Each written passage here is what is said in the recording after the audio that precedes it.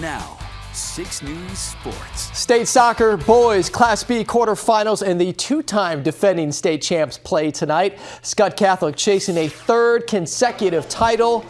They are the 2 seed and facing the 7 Elkhorn North. The Skyhawks set the tone early with 2 goals in the first 4 minutes. The second off the foot of Blake Flom. He came into this game with 2 goals all season. He scores 2 in the first half. Skyhawks play one of their best games of the season, winning by the final of 9-0.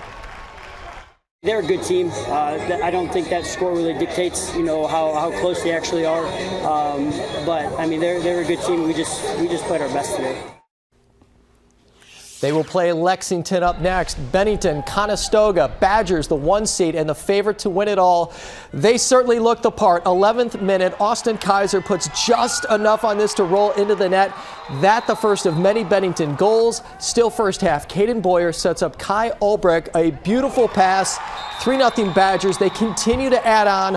Ulbrich again, and Bennington wins 6-1, advancing to play Schuyler.